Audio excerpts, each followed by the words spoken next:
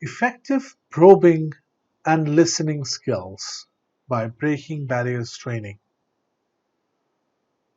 Types of questions: open ended questions, who, what, when, where, why, and how. They're called open ended questions because they're used to open conversations. When you want your customer or client to speak a lot and share a lot of information with you, use open ended questions. Let's look at some examples. When did this situation begin? Tell me how it looks, sounds.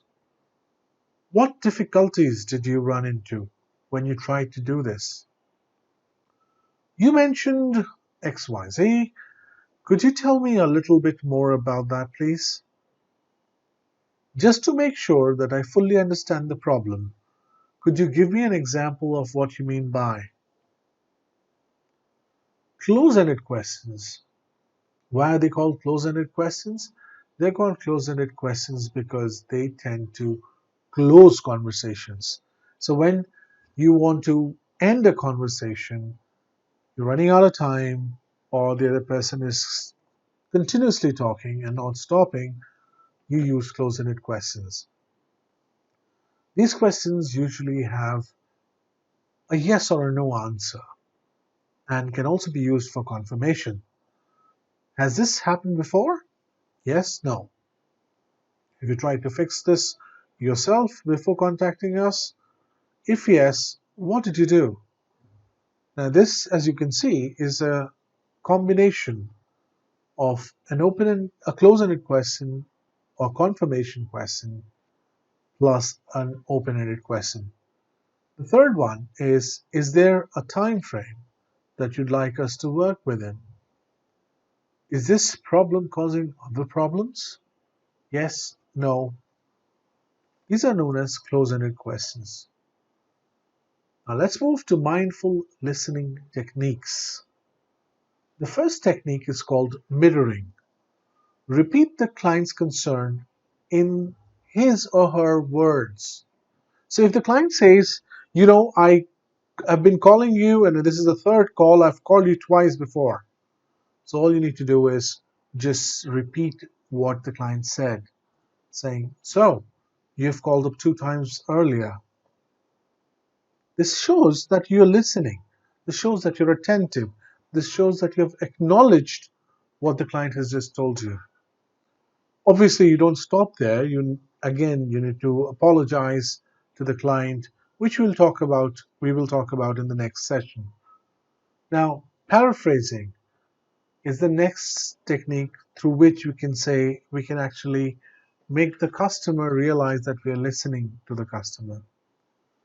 Paraphrasing, repeat the client's concern in your own words. For example, if I've understood you correctly, what you need is this. Correct me if I'm wrong. What I've heard and understood from you is this, this, and this. So, what you're doing is you're actually rephrasing the client's words in your own words. Now, seeking suggestions is a third technique of listening. Ask the client what he or she thinks is the problem. For example, what do you think is the issue? So I'm just engaging my customer in a conversation around the issue and trying to understand what does he or she thinks about the issue. Collaborative problem solving is the fourth technique, which says let the client contribute and help. For example, you may ask the client, would you be willing to help us do the primary troubleshooting? Take help of the client if possible and involve the client in the troubleshooting if needed. The next tip is let the other person finish. Never ever interrupt. Wait for the other person to take a breath and then wedge in with a compliment or paraphrasing to take the control back. For example, please go ahead and tell me exactly what happened. Give the customer enough time to explain his situation. Do not interrupt. Let the client tell you exactly what happened. Last but not the least, never try to finish the other person's statement, even if you know exactly what they will say. You never know what might come out in the end. It's our assumption that we know what the client wants from us. We know what the client really wants from us. But don't assume. Let the client finish. Don't try to finish the other person's statements. So these are the tips for mindful listening. Thank you so much for your time today. Connect with us for more custom, instructor led online training and more video based content.